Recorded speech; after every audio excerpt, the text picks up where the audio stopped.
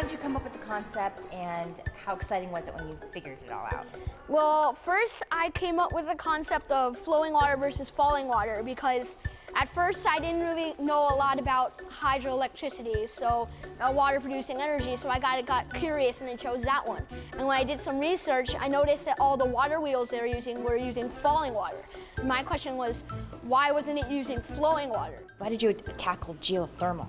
Well, geothermal energy, I wanted to do this topic because many people before have done wind and solar, and it's kind of very common, but geothermal energy is one type of energy that a lot of people haven't explored before, so I decided that I wanted to learn more about this topic. Fossil fuels are very pollutive and very dirty, as many people know, so we have to replace these because they're going to pollute the earth, and we're living here, so we have to take care of where we live, our land. Aloha, I'm Terry Okita. Thank you for joining us for this edition of Hawaii, the State of Clean Energy. Lacey Shimuzu is the teacher who tasked her students with creating a way to demonstrate how different sources of renewable energy produce electricity. She said the real point of the project was to show these students at Hawai'i Elementary School in Hawaii Kai that they have an opportunity to make a difference in the world. We asked two longtime community leaders for their thoughts on preparing our young people for the energy challenges we face. I have 6 grandchildren, all of whom live here in Hawaii. And I wonder what it's going to be like for them. I'm not sure they're going to be nearly as well off as our generation. I think they're going to really be struggling. And if we can put in their hands an infrastructure, at least they're going to be able to have access to energy. It's going to be a great benefit to them. Our kids are already leaving Hawaii because they don't see a future for themselves within the state. And we have to turn that around. We cannot export our brain power. We need to be able to find other ways to sustain ourselves. And I think the schools will do a very good job of helping youngsters understand that through alternative forms of energy, we can control our future. We've learned that as teachers, that you no longer teach out of a textbook sitting at a desk listening to a teacher at the front of the room. You now have to engage youngsters in their own learning. I know the feeling. The center of power is on Oahu. The population is on Oahu. It seems to be the tail that wags the dog, and often the neighbor island people feel kind of left out. But I think we do. We have to learn how to live together as a state. We're in the breeze today, and yet we have been very slow to capture the benefits of this environment to make us energy self-sufficient and limit our use of fossil fuels. Change does not come easily in this place.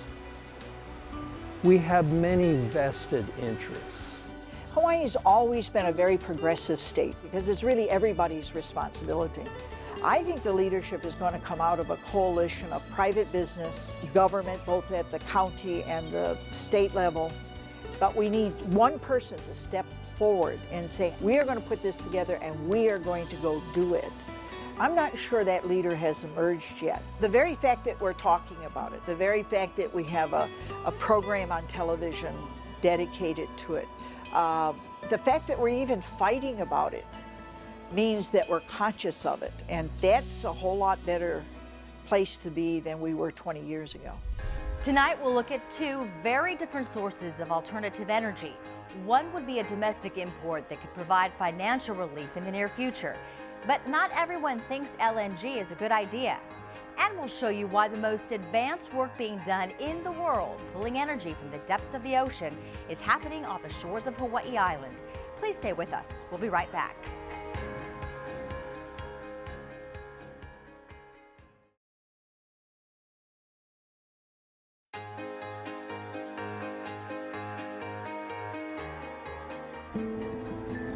Under here, there are gigantic reserves of natural gas, the cleanest fossil fuel around. Over there, a country with next to no natural energy resources of its own. The thing is, between here and there are 11,000 kilometers of ocean. Getting one to the other used to be next to impossible. Until they thought of this. You chill it to minus 160 degrees Celsius, it shrinks. You stick it in here, and then you go for a sail.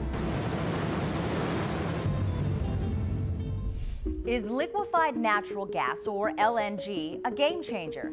Could it be the critical bridge solution for Hawaii? Or is LNG just another imported fossil fuel that would cause us to lose our focus on replacing oil with homegrown sources of renewable energy? And why is LNG suddenly such a bargain? Really, it's just natural gas, essentially primarily methane, but it's converted into a liquid form. And it's done this by getting it to minus 260 degrees Fahrenheit, because it shrinks it to about 1/600th of the size, thereby making it easier to transport. And we've had some breakthroughs as far as technology is concerned. Really increased innovation in horizontal drilling. Perhaps the biggest advancement has been in fracking techniques. What is fracking? Well, it's essentially a well stimulation technology. So what they're doing is they are shooting down primarily water, and then also mixed with some propanants such as sand. And then there is a bit of chemicals as well, like a 1 to 2% of this cocktail is chemical-based. And this is what is causing some concern on the environmental front, this 1 or 2%. But what this does is this opens the wells and opens a shale and lets more gas escape. So it's essentially fracking the shale. Today, natural gas drilling sites have spread throughout states like Pennsylvania, Ohio, North Dakota, Texas, and Wyoming. Shale gas is now projected to account for 50% of the U.S. gas supply within the next 2 decades, and the reserve is projected to last more than 100 years. Although LNG is a carbon-burning fossil fuel, it's a cleaner source of energy than petroleum. We could import it from the continental U.S., and the supply is stable. What would LNG mean to Hawaii ratepayers? What kind of financial relief could it bring? Feshiraki says that depends on how much oil we replace with LNG to produce electricity. Ratepayers might see anywhere from a 10 to 30% reduction in their bill versus what they're paying today. The U.S. Department of Energy has hundreds of people working on their analysis, and they do a lot of long-term forecasts and planning. They're looking at U.S. domestic natural gas prices to remain relatively stable over the next 25 years because of the supply situation. So maybe going from about $3 a million BTU to $5 a million BTU. Now let me put that in a barrel of oil equivalent. That's about $20 a barrel to $30 a barrel of oil equivalent through the next 20 years. If you look at their oil price forecasts, it's something along the lines of $100 to $150 per year over the next 20 years. There is one very significant obstacle preventing U.S.-produced LNG from being imported to Hawaii. The Jones Act clearly states that any ship not built in the U.S. cannot go from one domestic port to another. Because it's so much cheaper to build these ships overseas, there are very few U.S. flagships transporting LNG for U.S. companies. It would take some kind of federal waiver to get around the Jones Act. What are other challenges? Would LNG just be used on Oahu? How would we take delivery? What kind of retrofitting would be needed on the utility side? How much would all this cost, and how long would it take? It's something new for the state. It's a pretty big investment, so it has to be done properly and with all the right stakeholders involved. What we could do is convert 1 or 2 units or maybe more of HECO's existing power plants here. Because again, the majority of the electricity in the state is consumed on this island, and the majority of the electricity on this island is generated with oil. So we would have enough critical mass to justify the investment just on Oahu alone. When we looked at it 4 or 5 years ago for the Hawaii Energy Policy Forum, there was really only one site where you could have an onshore receiving facility. That was Kalaeloa. Yeah, over there, but there were still constraints because of the harbor depth. We also looked at what they call an offshore solution. So you have a ship that's basically moored 2 miles offshore off of that area, and it's moored there all the time. And then you have the other ship transporting the cargo and pulling up to the moored ship, transporting the cargo. The moored ship acts as a floating storage and regasification unit. So it's like an onshore plant, but it's offshore, so you don't have the kind of space constraints that you have in the harbor. Basically, that gas would be vaporized on the ship and then transported by pipeline. We have known for decades that the resources were there. We caught up again with Shasha Feshiraki at the Hawaii Clean Energy Day conference, a well-attended event where we found industry and government leaders as well as environmental groups and concerned citizens. During a Q&A, Fesharaki answered the LNG cost question. This one's for Shasha or Joe. What would an offshore LNG facility cost? How long would it take to construct? The cost really depends on the ultimate base load. So really, depending on how much LNG we need, that will determine the size of the facility and, of course, the corresponding cost. But if you're looking at rough estimates of some of these facilities we've seen throughout the world, you're looking, in the context of Hawaii and all in, maybe anywhere from $250 to $500 million, something along those lines. So it's not insignificant by any means. It's not insignificant. As far as the timing, assuming all the stakeholders were on board and it was just a straight kind of technological issue, you could get something up and running within 3 to 4 years probably. Later, Ravi Alm of Hawaiian Electric Company expanded on that subject. Let me just briefly comment on LNG. Yes, it will be in the IRP. It couldn't help but be in the IRP given the role it can play.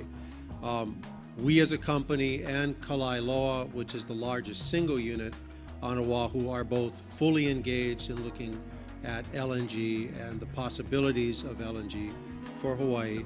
The cost of retrofitting our units or Kalailoa's to burn LNG is relatively small.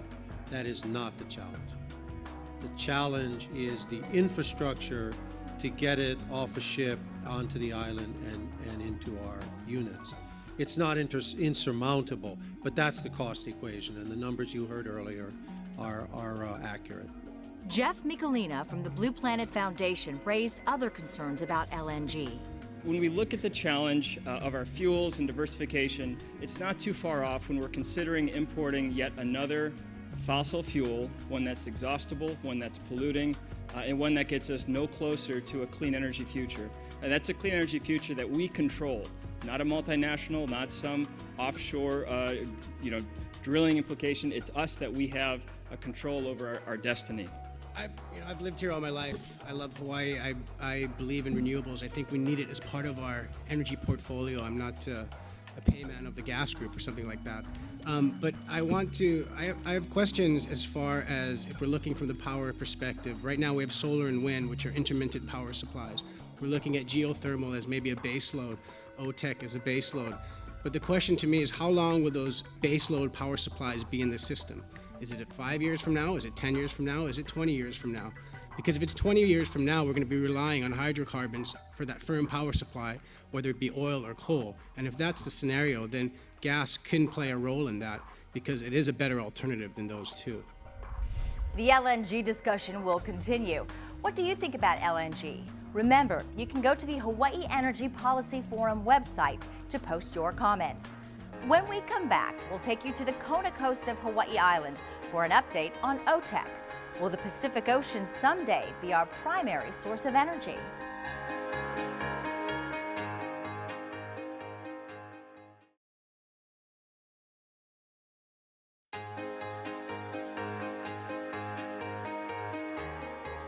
We are leading the effort, and it's most likely that we'll be the first to have a grid-connected OTEC power plant in the world. It's right around the corner.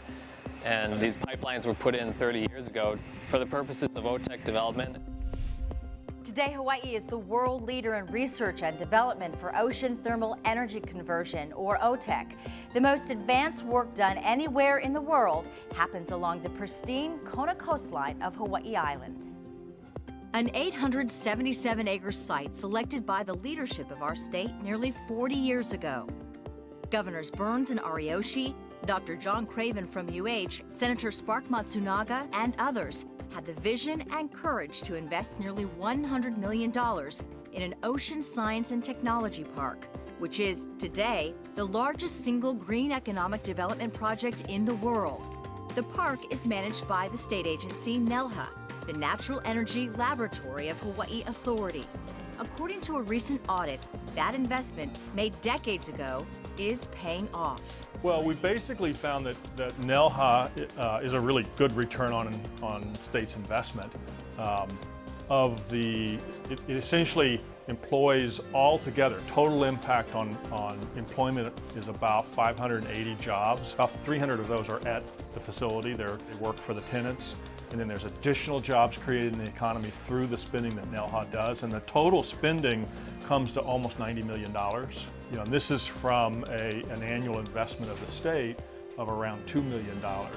So it's a very, very large return on investment, much larger than pretty much any state agency that you could compare it to.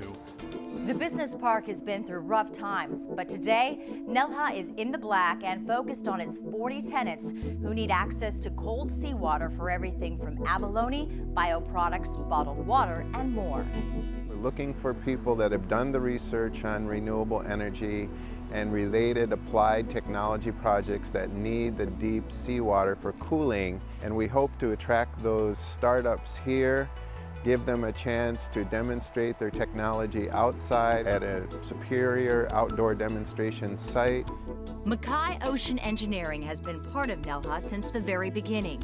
In '79, the company led a project that built the world's first net power producing OTEC plant. How does this technology work, and why isn't it on the grid today? One of the requirements for OTEC is that we have 2 water sources that are different temperatures.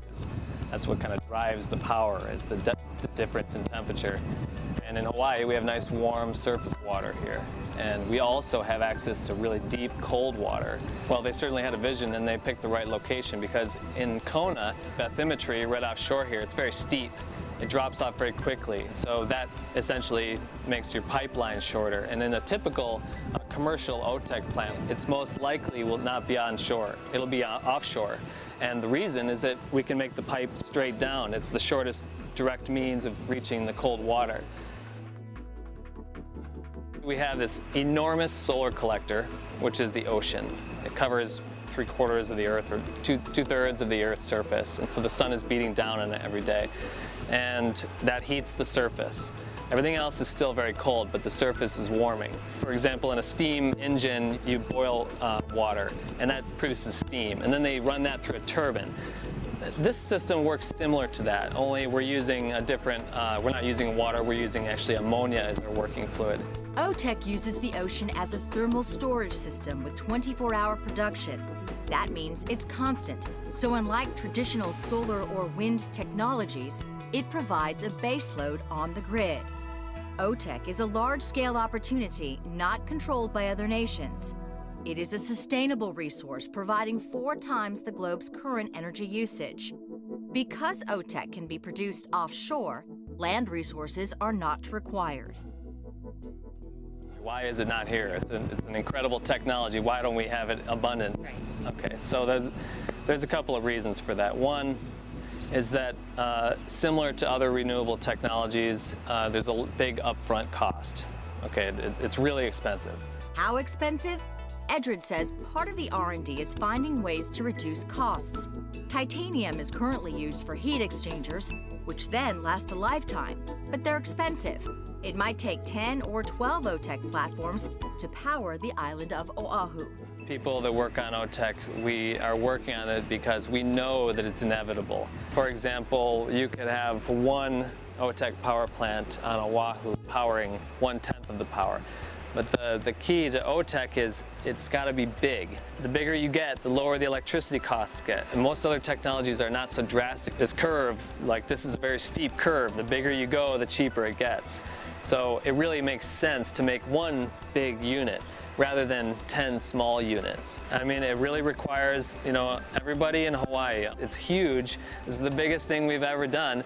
I'm for this project on the technical side, I have to go and talk to these vendors and people about, building heat exchangers, for example. And the first thing I tell them is, we're going to build the biggest heat exchanger in the world. No one else has ever built one this big. That's what it is. I mean, that's exactly what we're going to have to tell Congress when we say, we want $1.5 billion because we want to build the biggest power plant that we can to power all of Hawaii. Mackay Ocean Engineering says it's currently working with Lockheed Martin and the U.S. Navy on another research facility to explore using different materials and other ways to cut costs. Then funding would be sourced to build another pilot plant, each step bringing them closer to that first 100 megawatt OTEC commercial plant for Hawaii. Stay with us. We'll be right back.